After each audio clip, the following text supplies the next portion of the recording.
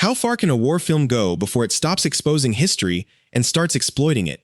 These 17 movies cross that line so aggressively that censors cut them, seize them, refuse them certificates, or push them underground. Some claim to reveal hidden wartime cruelty. Others simply used history as an excuse to shock audiences. Either way, they became more famous for what governments tried to hide than for what appeared on the screen. Before we enter this forbidden side of cinema, like the video, share it with another movie fan, and subscribe to the channel. Number 17. Nathalie, Escape from Hell, 1978. A Russian doctor enters one of the darkest corners of occupied Europe and quickly discovers that survival is only part of her mission. Nathalie is being held inside a Nazi-run establishment used by senior officers, but she is also searching for a missing British agent who may still be alive. The film turns that setup into a mixture of wartime spying, captivity, escape, and deliberately provocative exploitation. One of its most memorable passages comes when Nathalie begins quietly testing which prisoners and guards can be trusted, knowing that a single mistake could expose the entire plan. Director Alain Payet keeps the story moving between secret messages, locked rooms, and the constant threat of discovery. What makes the movie especially relevant here is its censorship history. French authorities imposed a total ban in 1977, citing sadistic content. It was only allowed back in 1978 after cuts and with a restriction on younger viewers. That history made the film almost as notorious as its story. Number 16. Bamboo House of Dolls, 1973. Behind the bamboo walls of a Japanese prison camp, Allied women discover that surviving the Second World War will require more than simply waiting for liberation. Set in Japanese-occupied China, this Hong Kong exploitation film follows prisoners attempting to endure brutal guards while secretly helping resistance fighters. A nurse becomes central to an escape plan after learning that valuable military information may be hidden inside the camp. One of the movie's most memorable sequences comes when prisoners create a distraction while resistance members move closer to the compound. What begins quietly turns into a frantic escape involving guards, gunfire, and prisoners desperately searching for an opening in the camp defenses. Produced by Shaw Brothers, the film combines women in prison exploitation with a genuine WE setting. Its censorship history was equally notorious. The BPAL FC refused it a British cinema certificate in December 1975, leaving it officially unavailable through normal UK theatrical distribution. Number 15. The Cutthroats, 1969. What begins as a secret American mission behind German lines quickly becomes something far dirtier than an ordinary wartime adventure. A small group of soldiers infiltrates Nazi territory near the end of World War II, supposedly searching for important military information. Once inside enemy headquarters, however, greed and personal ambition begin destroying whatever discipline the unit had. The story mixes gun battles, captured officers, hidden valuables, resistance activity, and deliberately provocative exploitation material. One memorable section has the Americans moving through Nazi-controlled rooms while their mission slowly collapses into betrayal, forcing them to decide whether escaping alive matters more than completing their orders. Released before the major European Nazi-exploitation boom, The Cutthroats helped establish the combination of WE imagery and Grindhouse sensationalism that later filmmakers pushed much further. Australian censors reacted strongly in 1975, removing more than 4 minutes for indecency before allowing an R-rated release. It was war cinema stripped of heroism and rebuilt for the exploitation circuit. Number 14. Combat Shock, 1986. Long after the helicopters and gunfire have disappeared, the Vietnam War is still raging inside one former soldier's mind. Frankie Dunlin returns home carrying memories he cannot escape, only to find himself trapped in unemployment, poverty, crime, and a family life collapsing around him. Instead of creating a heroic veteran story, director Buddy Giovinazzo turns the aftermath of war into bleak exploitation cinema. Disturbing Vietnam flashbacks repeatedly interrupt Frankie's ordinary day, showing how the battlefield continues invading his present. One especially memorable sequence suddenly returns him to captivity overseas before snapping back to the streets, making it difficult to separate memory from reality. Made for roughly Grindhouse-level resources and later distributed by Troma, Combat Shock is officially described as an exploitation war drama. Its confrontational material also caused censorship problems. In November 1986, Queensland's Films Board of Review prohibited an edited 93-minute version. The movie eventually gained a cult reputation precisely because it refused to make post-war life comfortable or heroic. Number 13. Salon Kitty, 1976. Inside one of Berlin's most expensive private clubs, military officers drink, argue, and reveal secrets. They think they are protected by money and position, but almost every conversation is being recorded. The movie follows Wallenberg, an ambitious officer who transforms a luxurious establishment into an intelligence trap. Hidden microphones are installed, loyal agents replace the original workers, and important visitors are encouraged to speak freely. Their private opinions can then be used for blackmail, arrest, or political elimination. Kitty, the owner, is forced to cooperate. At first, she appears willing to protect her business by following orders. Gradually, however, she realizes that people who trusted her are disappearing. The salon is no longer a place of escape. It has become another arm of the state. The film's most famous visual is the enormous listening room beneath the club. Technicians wearing headphones sit before recording equipment, while laughter and music drift down from above. The contrast is effective. Upstairs, guests believe they are enjoying freedom. Downstairs, the government turns every private word into evidence. Director Tinto Brass gives the production expensive costumes, elaborate rooms, huge gatherings, and theatrical lighting. Unlike cheaper camp films, this looks polished. Its beauty makes the corruption more disturbing because evil is not presented as dirty or disorganized. It appears elegant, efficient, and fashionable. Censorship changed the movie dramatically. Number 12. The Night Porter, 1974. More than a decade after the war, Lucia enters a hotel in Vienna and recognizes the night porter. His name is Max, and during the war he was an officer at the camp where she was imprisoned. Their reunion should lead to fear, anger, or justice. Instead, it draws both characters into a damaging relationship built from memory, control, shame, and emotional dependency. That decision made the film one of the most debated European dramas of the 1970s. A group of former officers living in Vienna are quietly destroying evidence and silencing witnesses. Max is part of their circle, but Lucia's arrival threatens everything. She can identify him, expose the others, and connect them to wartime crimes. Yet Max does not immediately remove her, because both characters remain trapped inside what happened years earlier. The film's most famous sequence appears as a memory.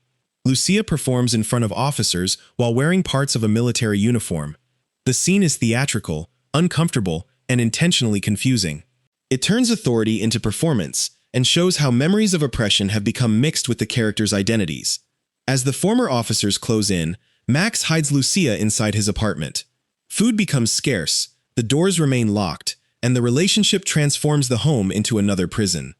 They believe they have escaped the outside world, but they are repeating the same pattern of control. Number 11. Soldier Blue, 1970.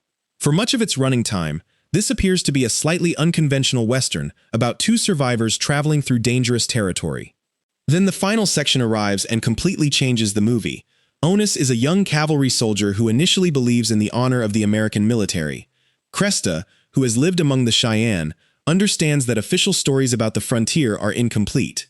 Their journey forces Honus to question the beliefs he accepted without examination. The film mixes adventure, romance, comedy, political argument, and sudden violence. That uneven tone was deliberate. Viewers are encouraged to relax before the final attack destroys any feeling of safety. Its most notorious sequence is the assault on a Native American village. Soldiers charge into a community containing families, elderly people, and children.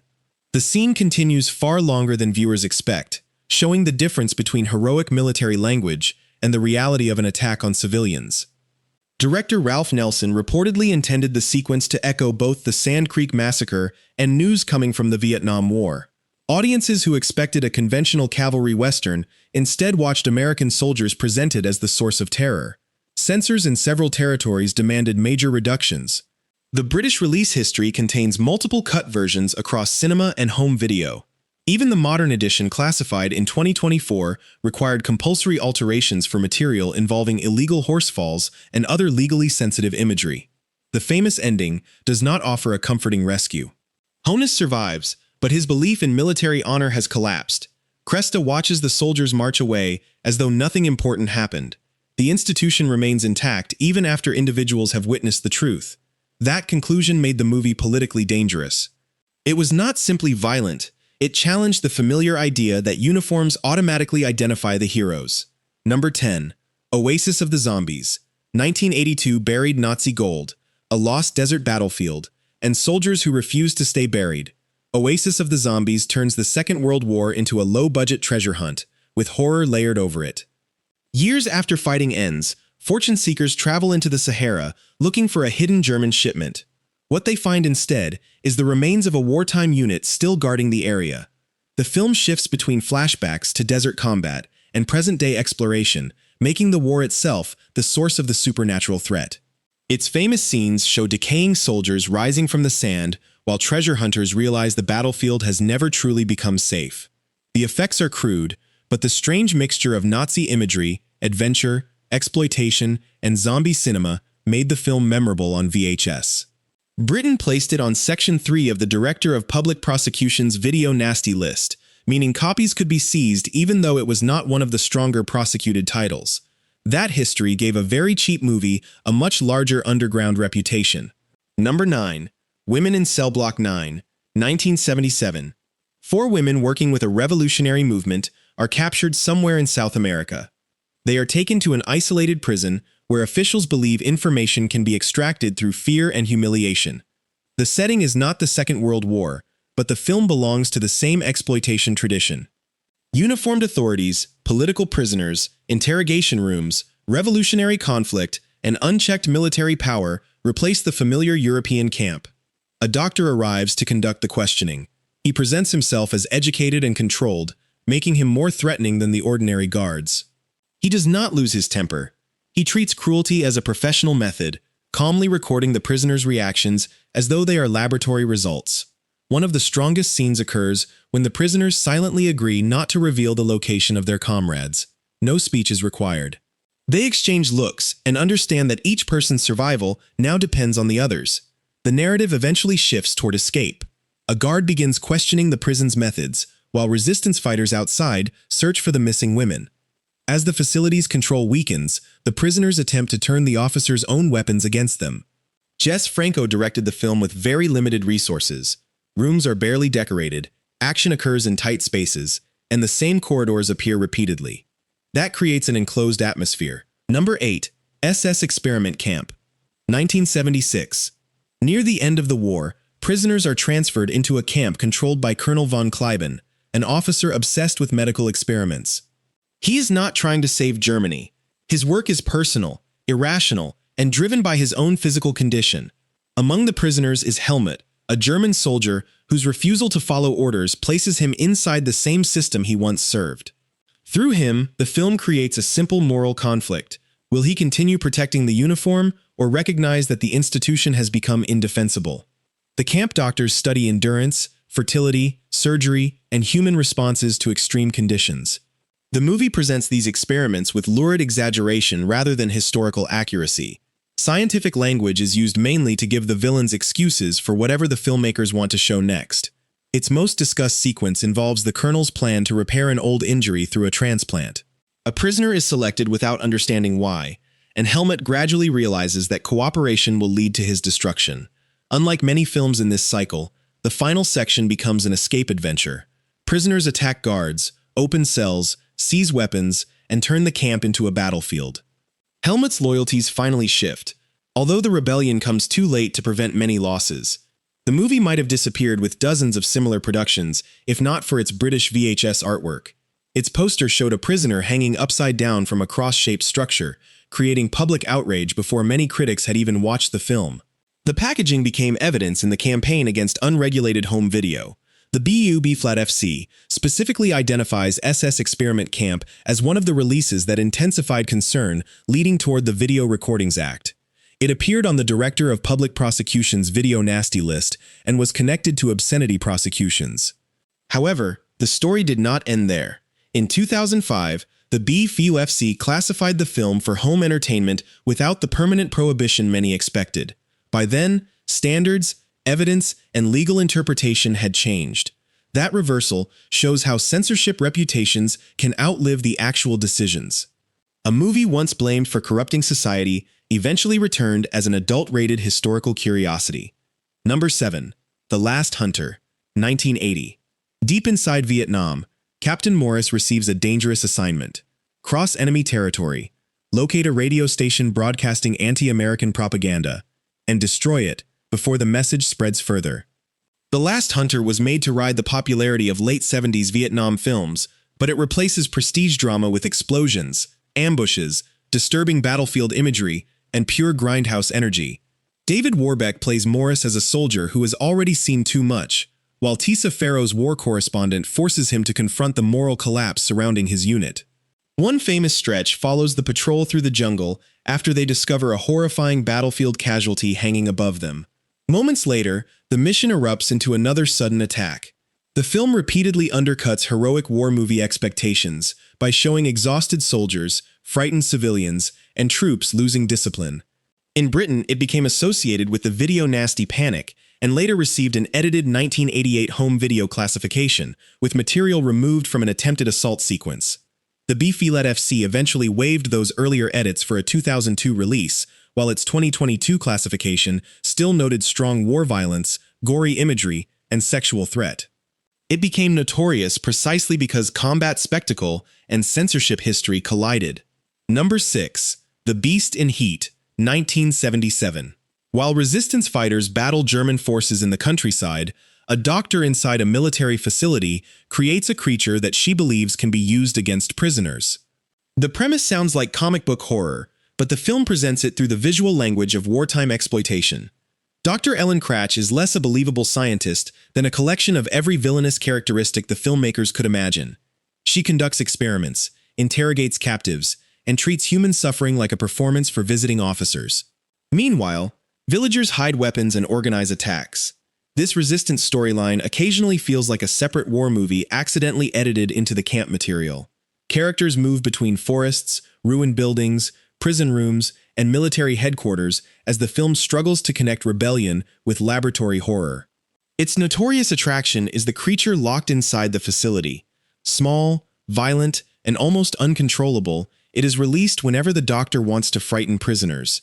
The scenes avoid realism completely, transforming wartime abuse into grotesque monster cinema. A particularly famous moment occurs when resistance fighters break into the camp and discover what the doctor has been hiding. Until then, rumors about the experiments have seemed unbelievable. When the cell opens, even armed characters hesitate because the reality is stranger than anything they expected. The movie became one of the most infamous titles associated with Britain's video nasty panic. Copies were prosecuted, and the film disappeared from ordinary legal distribution. Unlike several other former nasties, it has not received the same widely available British rehabilitation. Australia also refused classification after a copy was seized and examined during the early 1990s. Classification histories continue to describe the film as prohibited there because of exploitative sexualized violence. Its reputation now exists almost independently of quality. Few critics argue that it is a hidden masterpiece. Even serious histories of British censorship frequently describe it as cheap and unpleasant. Number 5. Men Behind the Sun, 1988. A group of young Japanese recruits arrives at a secret military complex in occupied China during the final period of the Second World War. They are told that the facility is conducting research necessary for victory. What they gradually discover is a system built around prisoners who have been stripped of names and treated as raw material. The film is based on Unit 731, the real biological and chemical warfare program operated by the Japanese military. Director T.F. Mu wanted to expose crimes that he believed popular cinema and public education had ignored. His method, however, created another question. Can a film condemn cruelty while recreating it in ways designed to shock? The story follows both prisoners and recruits. The younger soldiers are taught to obey without hesitation, but several begin reacting with horror. Their moral awakening gives the audience a path into the facility, although nobody has enough power to shut it down. Among the most notorious sequences is a freezing experiment conducted outdoors. A prisoner's arms are exposed to extreme cold, and guards later test the physical damage. The scene is staged slowly, with the doctor speaking in calm technical language. That contrast between ordinary conversation and extraordinary cruelty makes it harder to watch. Another sequence depicts an autopsy using footage that the director claimed involved a real body legally provided for filming. Reports about the production, combined with a controversial animal scene, made international distribution extremely difficult. Australian authorities refused classification in 1989 because of graphic recreations of war atrocities. A shortened edition later received an adults-only rating. British distribution also required alterations, and the film never received a normal official American theatrical release. The final section follows the evacuation of the facility as Japan's defeat approaches. Number 4. Ilsa, She-Wolf of the SS. 1975. Deep inside a fictional wartime camp, Commandant Ilsa supervises experiments intended to prove that women can endure more physical suffering than men. Her theory has no genuine scientific purpose. It simply allows her to present cruelty as research. Deanne Thorne plays Ilsa as a combination of military officer, horror villain, and Grindhouse icon. She is not written as a realistic historical figure, although the marketing loosely connected her to Ilsa Koch, a convicted camp official.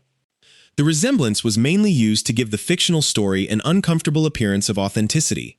American prisoners eventually arrive at the camp, including Wolf, who realizes that Ilsa's personal interest in him may provide an opportunity.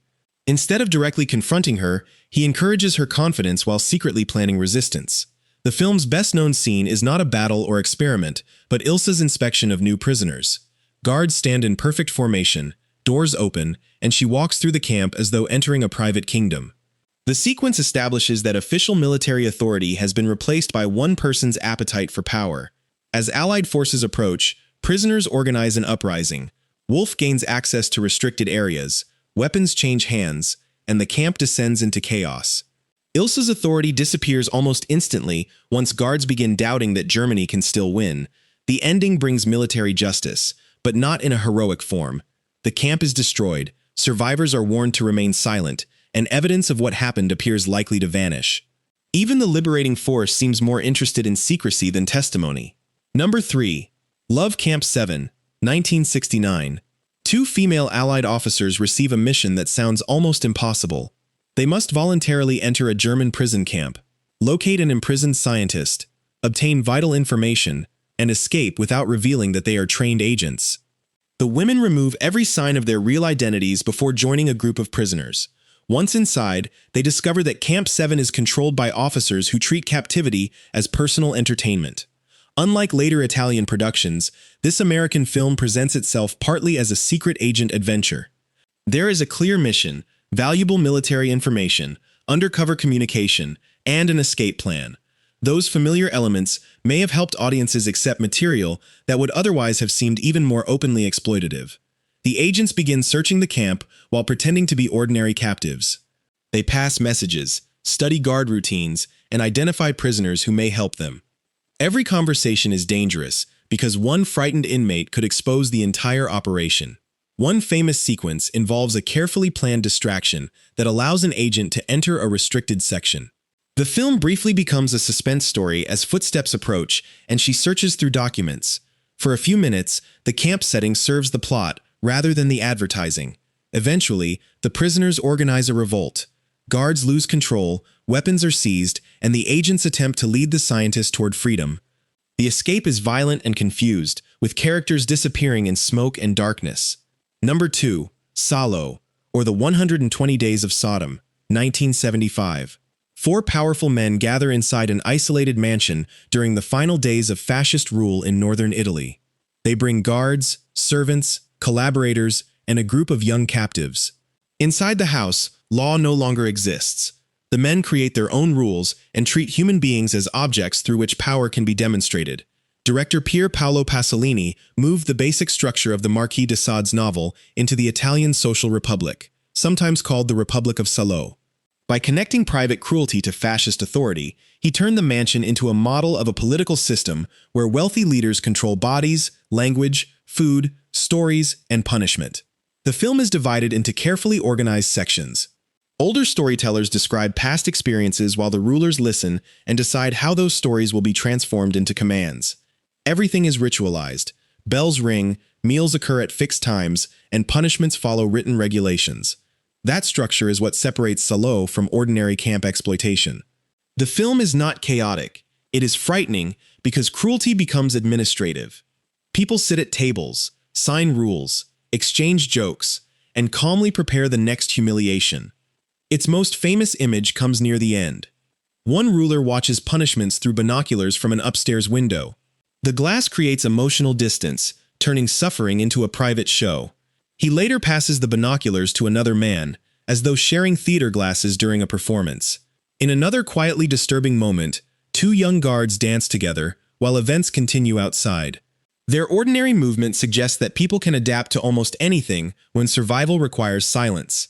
Pasolini intended the film as an attack on fascism, consumer culture, and the transformation of individuals into possessions. Yet critics have always disagreed over whether its imagery exposes exploitation or participates in it. Number 1. Cannibal Apocalypse, 1980.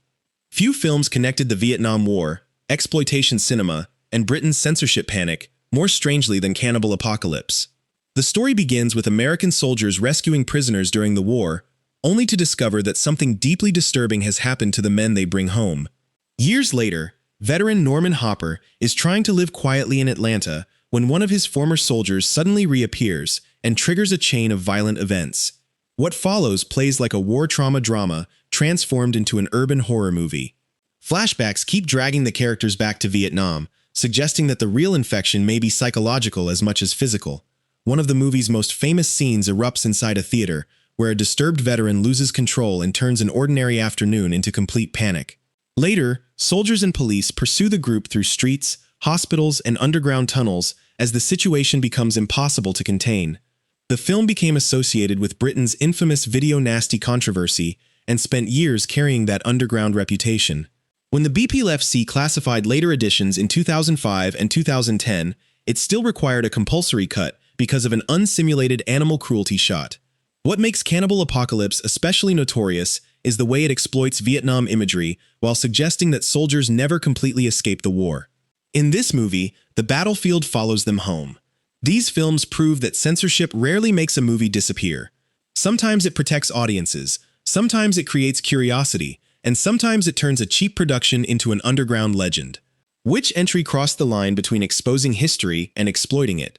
Share your opinion below, like the video, and subscribe for more forgotten cinema stories. Until next time, remember, the most dangerous movie is not always the one showing the most, it may be the one explaining the least.